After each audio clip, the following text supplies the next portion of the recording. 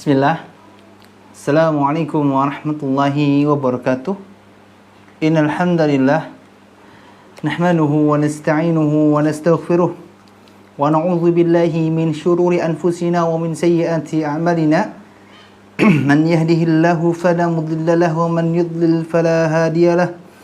Asyhadu an la ilaha illallah wahdahu la syarika lah wa asyhadu anna Muhammadan abduhu wa rasuluh sallallahu alaihi wa ala alihi wa ashabihi wa man tabi'ahum bi ihsanin illa yaumiddin wa sallama tasliman katsira wa ba'du. Pemirsa Akhya TV dimanapun berada, pada pertemuan hari ini insyaallah kita akan kembali melanjutkan pembahasan kemarin, masih membahas tentang bab pertama keberkahan ilmu dan masih membahas di poin C tentang sebab-sebab hilangnya keberkahan ilmu. Dan di antara sebab-sebab hilangnya keberkahan ilmu yang pertama adalah berdebat tanpa ilmu. Suka jidal, debat tanpa adanya dasar ilmu, tanpa ada tujuan yang jelas. Bukan mencari kebenaran, tapi mencari pembenaran. Kemudian yang kedua adalah salah niat ya. Semua perkara apapun ketika niatnya salah, maka hasilnya pun akan salah. Dan yang terakhir, di antara sebab yang membuat keberkahan ilmu yang kita miliki hilang, atau hilangnya keberkahan ilmu yang kita telah pelajari, adalah yang ketiga, dosa. Dan nanti semoga pada hari ini kita menyelesaikan poin ini, karena nanti selanjutnya kita akan langsung masuk ke bab kedua, bab baru. Tapi insya Allah perlahan kita akan mempelajari dengan santai, dengan tenang, agar kita bisa fokus pada setiap pembahasannya. Yang ketiga, tentang dosa. Secara umum, sesuatu yang dapat merusak segala kebaikan adalah dosa. Bahkan dosa akan merusak pelakunya secara perlahan tapi pasti, layaknya seperti nikotin dalam rokok. Memang dampak buruknya tidak kita rasakan saat ini. Tidak pada saat sedotan pertama, kedua, ketiga langsung bereaksi nikotinnya. Ya. Kalau saja nikotin langsung bereaksi, insya Allah tidak akan ada lagi yang merokok. Tapi karena nikotin itu dampaknya jangka panjang, maka tidak ada satupun orang yang bisa menyadarinya kecuali orang-orang yang Allah berikan taufik. Ya. Sama, dosa pun memiliki efek samping jangka panjang, yang reaksi dari dosa ini bukan hanya saat ini, tapi di masa-masa dalam kehidupan kita selanjutnya. Sekarang tidak terasa, tapi bisa jadi pekan depan, bisa jadi bulan depan, bisa jadi tahun depan, bahkan besok hari kemungkinan kita bisa mendapatkan dampak dari dosa yang kita lakukan. Dosa akan merusak pelakunya secara perlahan tapi pasti. Maka di sini saya sebagai penulis menasihatkan untuk diri saya pribadi dan para pembaca, berjuanglah dan berdoalah kepada Allah agar dimudahkan untuk melakukan segala perintahnya dan menjauhi segala larangannya. Dan maksudnya adalah melakukan setiap perintah Allah dan menjauhi segala larangan Allah. Karena ini adalah rumus takwa yang akan membuat kita terhindar dari dosa. Kalau Allah sudah lindungi kita dari dosa, setidaknya dosa-dosa yang kita ketahui, dosa-dosa yang kita bisa lihat, kita bisa cegah. Meskipun terkadang seseorang terjerumus dalam dosa yang tidak disadarinya atau tidak diketahuinya. Maka pentingnya kita mengenali suatu keburukan untuk kita bisa tahu bahwa hal tersebut tidak boleh kita lakukan, agar kita tidak terjerumus ke dalam sesuatu yang tidak kita ketahui. An-Nawas bin Saman radhiyallahu anhu berkata, "Sa'altu Rasulullah sallallahu alaihi wasallam 'anil birri wal itsmi." Faqala, "Al-birru husnul khuluq wal itsmu ma haka fi sadrika wa karihta an yattali'a 'alaihi an-nas." Aku bertanya kepada Rasulullah sallallahu alaihi wasallam tentang kebaikan dan dosa. Maka beliau menjawab, kebaikan adalah akhlak yang baik, dan dosa adalah sesuatu yang membuat bimbang atau membuat gelisah hatimu, dan dosa adalah sesuatu yang membuat bimbang hatimu atau membuat hati kita gelisah. Dan kamu tidak suka jika dilihat atau diketahui oleh manusia. Hadis riwayat Imam Muslim nomor hadis 2593. Dari hadis ini kita diberikan makna sederhana tentang kebaikan dan keburukan, tentang pahala dan dosa. Kalau kita memahami kebaikan atau pahala adalah setiap akhlak yang baik, setiap perilaku yang baik, setiap karakter yang baik, atau setiap hal yang membuat hati orang-orang sekitar kita merasa senang, atau membuat orang yang sedang berinteraksi dengan kita merasa nyaman. Itu diantara dampak akhlak yang baik, dan ini dikatakan kebaikan. Kalau keburukan adalah semua hal yang membuat hati gelisah, membuat hati bingung, ragu. Bisa dikatakan termasuk dalam hal yang syubhat, yang kita belum tahu antara benar atau salahnya. Karena perkara yang masih meragukan, perkara yang samar hukumnya, itu juga termasuk dalam perkara yang haram, sehingga sebaiknya kita hindari melakukan sesuatu yang membuat kita ragu. Dosa, keburukan adalah segala sesuatu yang membuat hati kita gelisah, membuat kita bingung, bimbang, gak tahu harus mengambil tindakan apa, atau membuat kita ini merasa tidak mau kalau perbuatan kita diketahui oleh manusia. Kalau kita mau mengetahui perbuatan kita benar atau salah, lihat efeknya. Kalau kita setelah melakukan hal tersebut tidak ingin orang lain mengetahuinya, karena kalau mereka tahu kita akan malu, kita akan tidak punya wibawa, kita akan dihina, kita akan dicaci dan segala bentuk cibiran lainnya, maka ini adalah di antara bentuk dosa. Jadi kalau kita mau berbicara dosa kan sifatnya umum, ya. Tapi tolak ukurnya kalau kalian melakukan suatu perbuatan lalu kalian merasa gelisah, merasa orang lain tidak perlu tahu tentang yang kalian lakukan, itu adalah dosa. Karena kalau saja itu sesuatu yang baik, sesuatu yang berpahala, maka kalian tidak akan merasa berat kalau orang lain mengetahuinya. Di sini bukan tidak ada kaitannya dengan ikhlas ataupun menyembunyikan amal, tidak, beda. Kalau menyembunyikan amal ketika ketahuan, kita tidak akan merasa malu seperti halnya keburukan ketika ketahuan, ya. Tapi kalau kita menyembunyikan kebaikan ketahuan, ya sudah. Yang penting kita tidak memperlihatkan secara langsung, sehingga pahalanya tidak berkurang. Tapi kalau dosa, ketahuan sedikit, kita malu bukan main.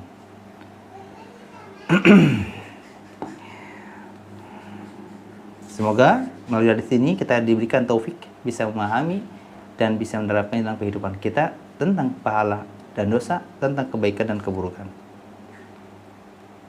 Sebagaimana kisah yang cukup terkenal tentang buruknya hafalan Imam Syafi'i rahimahullah.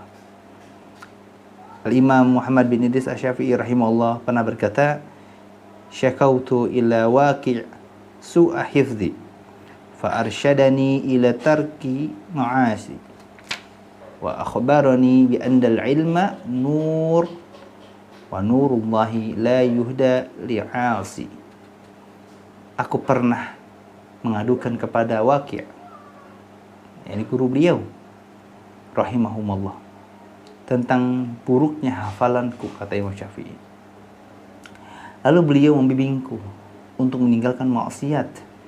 Beliau memberitahukan kepadaku bahwa ilmu adalah cahaya, dan cahaya Allah tidaklah mungkin diberikan kepada ahli maksiat, kepada pelaku dosa.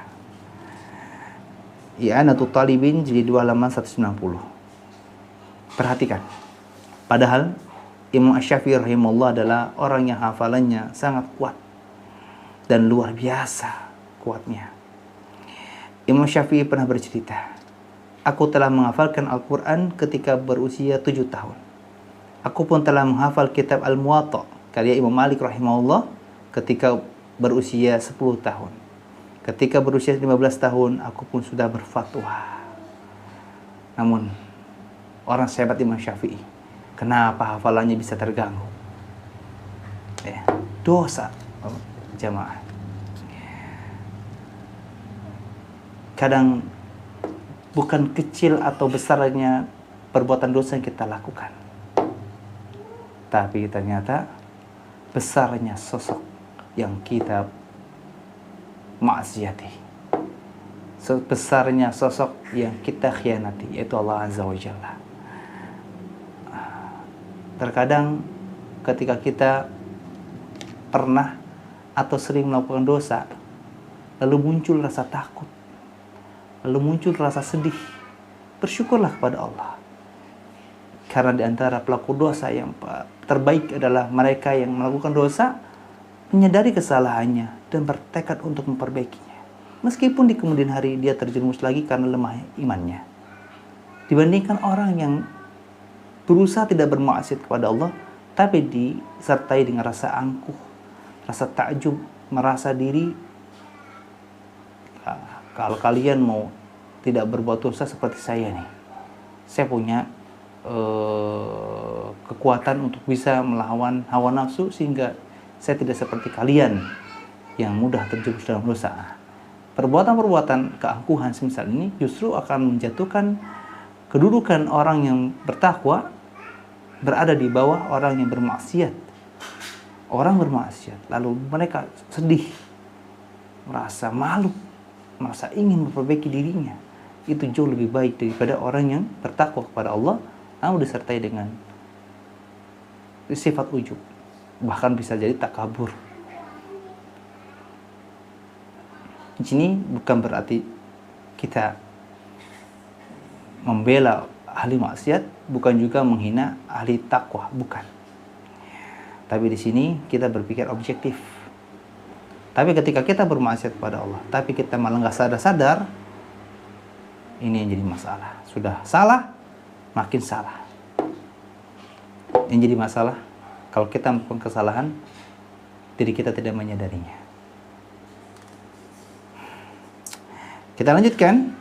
Ketika Imam Syafi'i rahimahullah mengadukan kepada gurunya, yaitu Imam Waqi' rahimahullah, dia berkata, "Wahai guruku, aku tidak dapat mengulangi hafalanku dengan cepat. Apa sebabnya?" Gurunya, yakni Waqi', berkata, "Kamu pasti pernah melakukan suatu dosa. Cobalah kamu merenungkannya kembali." Imam Syafi'i pun merenung, lalu dia merenungkan keadaan dirinya. Kemungkinan dosa apa yang telah aku lakukan. Beliau pun teringat bahwa pernah suatu saat beliau pernah melihat seorang wanita tanpa sengaja yang sedang menaiki kendaraannya, lantas tersingkap pahanya. Ada juga yang mengatakan yang terlihat adalah mata kakinya. Lalu setelah itu beliau memalingkan wajahnya. Perhatikan. Di antara sebab yang membuat Imam Syafi'i sulit untuk mengulangi hafalannya ketika memurojaah, mengulang-ulang hafalannya, ternyata sebab utamanya beliau pernah bukan sering melihat seorang wanita yang menaiki kendaraannya seketika tersingkap pahanya, atau ada juga yang mengatakan hanya mata kakinya yang terlihat. Perbuatan itu yang sekali-kalinya Imam Syafi'i lakukan membuat hafalannya goncang, membuat hafalannya terganggu. Meskipun pada saat itu Imam Syafi'i langsung menyadari dan memalingkan wajahnya dari pandangan terhadap aurat wanita tersebut. Gak seperti kita. Kalau ada ibu-ibu atau perempuan, apalagi anak gadis yang mau naik kendaraan, ketika dia menggunakan rok misalkan atau gamis, kita sengaja jongkok mungkin atau merunduk agar bisa melihat bagian dalam pakaiannya. Karena memang ketika menaiki kendaraan sangat sensitif bagi wanita ketika tidak menggunakan celana, akan mudah tersingkap auratnya. Apalagi mereka yang keluar menggunakan daster yang panjang bagian bawahnya tidak sampai mata kaki, hanya sampai betis misalkan, sampai lutut. Ini sangat riskan ya, sangat memudahkan tersingkapnya aurat. Jangankan ketika naik kendaraan deh, ketika jalan kaki aja, ketika beraktivitas misalkan pakainya rok pendek, kita melihatnya dengan nikmat, tidak berusaha memalingkan. Sudah melakukannya sering, tidak sekali, kemudian menikmati. Sehingga tidak heran kalau kegoncangan ilmu yang kita rasakan, lunturnya ilmu yang kita alami lebih dahsyat daripada yang dialami oleh Imam Syafi'i rahimahullah. Satu dosa saja sangat cukup untuk merusak ilmu yang telah kita pelajari, menghilangkan berkahnya. Apalagi kalau banyak. Masallallahu taufiq wassadad. Ini benar-benar lagi-lagi merasa kalau saja semua penuntut ilmu tidak memperhatikan perkara ini, tidak akan ada buah yang bisa dipetik di kemudian hari. Ilmu yang dipelajarinya tidak akan mengubah dirinya menjadi lebih baik. Semoga Allah Azza wa Jalla memberikan taufiknya untuk kita bisa menuntut ilmu, memahaminya, mungkin bisa juga menghafalkannya dan mengamalkannya serta mendakwahkannya dengan istiqomah. Amin. Kembali kepada kisah tadi, ya, inilah tanda wara, ya, kehati-hatiannya dari Imam Syafi'i rahimahullah, kehati-hatian beliau dari maksiat, dosa. Beliau melihat kaki wanita yang tidak halal baginya, lalu beliau menyebut dirinya bermaksiat, sehingga dia lupa terhadap sesuatu yang telah dihafalkan. Sekali lagi kita perhatikan, hafalan beliau saja bisa terganggu karena ketidaksengajaan. Itu pun sudah mempengaruhi hafalan beliau. Bagaimana lagi seperti kita yang senang melihat wajah, apalagi aurat wanita, atau bahkan melihat bagian dalam tubuh mereka, dan dilakukan tanpa sengaja, tapi dengan disengaja. Bukan lagi gak sengaja, tapi memang disengaja. Sangat rusak dan sangat dahsyat tampaknya dari yang dirasakan oleh Imam Syafi'i rahimahullah. Maka ini sebagai peringatan untuk kita juga agar berhati-hati dengan dosa, sehingga kita tidak menjadi penuntut ilmu yang merugi, yang kehilangan keberkahan dalam ilmu yang kita miliki. Dan ternyata dosa pun menjadi sebab rezeki seseorang terhalang. Bukan hanya ilmu yang terhalang, semua kehidupannya akan terganggu, di antaranya rezekinya. Rasulullah SAW bersabda, "Innar rajula la yuhramu rizqa bi dzanbi yusibuhu." Sesungguhnya seseorang akan terhalang rezekinya disebabkan dosa yang diperbuatnya. Hadis Al-Mundhiri menyatakan hadis ini sahih, sanadnya sahih dalam kitab Targhib wa Tarhib jilid 3 halaman 289.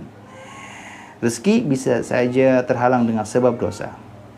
Jadi tidak mustahil jika ilmu pun bisa terhalang dengan sebab dosa. Rezeki saja yang tidak lebih mulia daripada ilmu bisa terhalang dengan dosa, apalagi ini sesuatu yang sangat berharga. Maka mulai saat ini perbanyaklah memohon ampunan kepada Allah Azza wa Jalla. Sebagai penutup, maka saya berharap pada Allah Azza wa Jalla semoga melalui pembahasan ini, melalui tulisan ini, menjadi sebab ilmu saya menjadi bermanfaat dan berkah. Dan semoga Allah Azza wa Jalla selalu memberikan kemudahan untuk kita untuk bisa istiqamah dalam menuntut ilmu, menghafalkannya, mengamalkannya, dan mendakwahkannya. Dan semoga Allah Azza wa Jalla jadikan ilmu yang sudah kita pelajari menjadi ilmu yang berkah. Dan semoga Allah Azza wa Jalla menjadikan ilmu usia dan waktu kita juga berkah. Amin. Kemudian terkait dosa, maka sebagai faedah tambahan untuk kita memahami dosa yang merupakan sebab hilangnya keberkahan ilmu yang kita pelajari, Imam Ibnul Qayyim rahimahullah berkata, perbuatan dosa itu ibarat seseorang yang meminum racun. Maka taubat yang akan menawarkan dan mengobati racun tersebut. Dan ketaatan kepada Allah yang akan menyebabkan dia sehat walafiat. Kitab Madarijus Salikin jilid 1 halaman 222. Seperti yang sudah kita ketahui dari pembahasan buku tadi, bahwa dosa itu memang memiliki dampak jangka panjang. yang bahkan dampaknya sangat meluas, sangat banyak daripada dampak bagi sebuah nikotin di sepuntung rokok. Maka sebab itu di sini Ibnu Qayyim mengibaratkan lagi, bukan hanya seperti nikotin, justru lebih dahsyat dari nikotin. Perbuatan dosa itu seperti racun, dan sesuatu yang bisa menjadi penawar racun tersebut, bisa menjadi obat untuk racun tersebut adalah dengan bertaubat pada Allah Azza wa Jalla, dengan memenuhi 3 syarat kalau terkait taubat kepada Allah. Pertama, kita menyadari bahwa kelalaian, kemaksiatan, keburukan, kezaliman yang telah kita lakukan, kemudian kita menyesali perbuatan tersebut semuanya adalah salah. Dan yang ketiga, kita bertekad untuk tidak mengulanginya kembali kapanpun, dimanapun, dan dalam keadaan apapun. Itu kalau kita bertobat pada Allah. Kalau bertobat pada manusia terkait hak sesama manusia, menyesali kesalahan yang telah kita lakukan terhadap manusia, syaratnya 4. 3 syarat di awal seperti yang sudah kita barusan pelajari tentang taubat pada Allah, dan syarat yang keempatnya adalah kita mengembalikan haknya. Kalau terkait benda atau harta, maka kita kembalikan. Kalau terkait dengan kehormatan, maka kita memohon ampun, maaf kepada yang bersangkutan, memohon maaf kepada yang bersangkutan, kepada orang yang telah kita hina, yang telah kita caci, yang telah kita gosipi, dan kita puji dia di tempat yang kita rendahkan dia.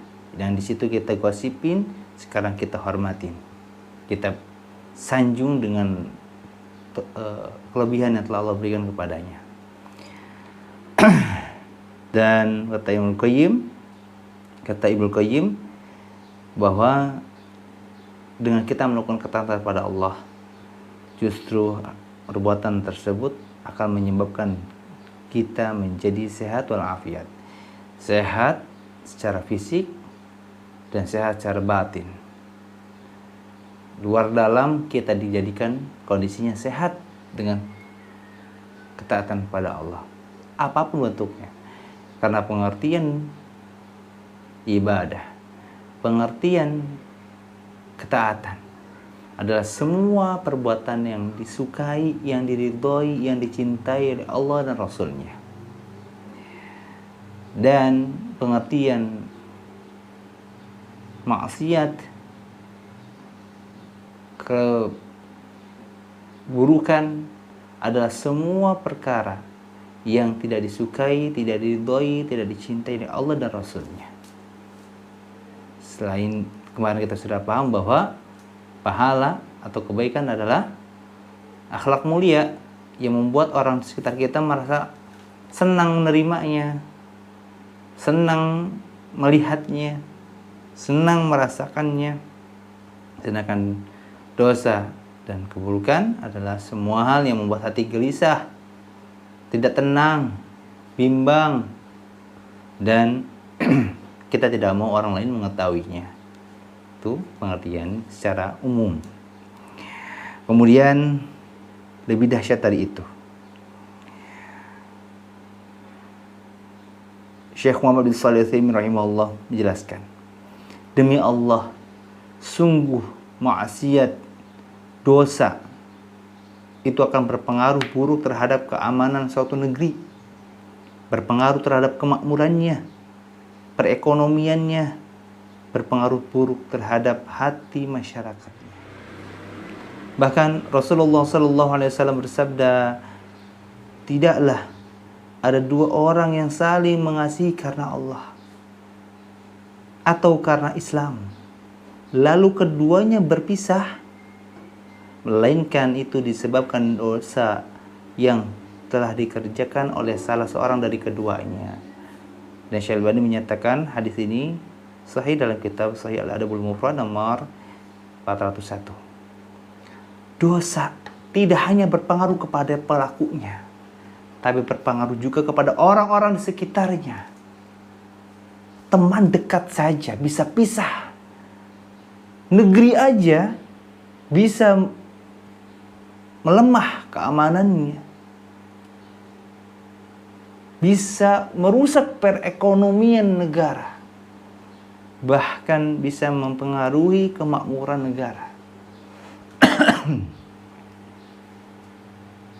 Dan bahkan dosa itu akan berpengaruh pada hati-hati masyarakat sekitarnya. La haula wala quwwata illa billah. Maka lagi-lagi solusinya adalah taubat. Dan sebagai penguat dari peran taubat terhadap solusi dosa ini adalah Imam Al-Qayyim rahimahullah juga berkata, dosa dan kerusakan menyebabkan munculnya kegelisahan, kegalauan, ketakutan, kesedihan, menyebabkan kesempitan dada, dan berbagai penyakit hati lainnya. Maka tidak ada obat yang bisa menyembuhkannya kecuali istighfar dan taubat. Memohon ampun kepada Allah dan kembali kepada Allah. Kitab Zadul Ma'ad halaman 191. Dan Ibnu Qayyim juga rahimahullah berkata, seorang hamba jika dia mengubah kemaksiatan dengan ketaatan, maka Allah akan mengubah hukuman dengan keselamatan serta mengubah kehinaan dengan kemuliaan. Kitab Ad-Dawa Dawa jilid 1 halaman 74. Dan terakhir dari kesimpulan peran taubat adalah solusi dari dosa atau maksiat yang telah kita lakukan adalah Rasulullah SAW bersabda, ujian itu akan selalu menimpa seorang hamba hingga Allah membiarkannya berjalan di atas bumi dengan tidak memiliki dosa. Hadis riwayat Ibnu Tirmidzi nomor hadis 2398. Lagi-lagi semua musibah, semua bencana, semua penyakit, semua kegelisahan, semua kebingungan, semua kemiskinan, kesulitan, kesedihan, ketidaktenangan itu bermuara pada satu hal, yaitu dosa. Buah dari maksiat, kelalaian, kezaliman, keburukan, ketidakpatuhan terhadap Allah Azza wa Jalla yang telah kita lakukan. Semua hal yang menyelisih syariat Islam berbuah dosa. Semua hal yang sesuai dengan syariat Islam akan berbuah pahala. Jadi pengaruh dosa bukan hanya akan menghilangkan sebab keberkahan ilmu yang kita miliki, bahkan akan merusak semua tatanan hidup kita, masyarakat di sekitar kita, bahkan negeri kita. Nas'alullah taufiq wa sadad. Kita cukupkan penjelasan tentang masalah ini. Insyaallah kita akan melanjutkan di bab selanjutnya, di bab kedua tentang beradab sebelum berilmu di pertemuan selanjutnya. Subhanakallahumma wa bihamdika asyhadu an la ilaha illa anta astaghfiruka wa atubu ilaik. Assalamualaikum warahmatullahi wabarakatuh. Bismillah.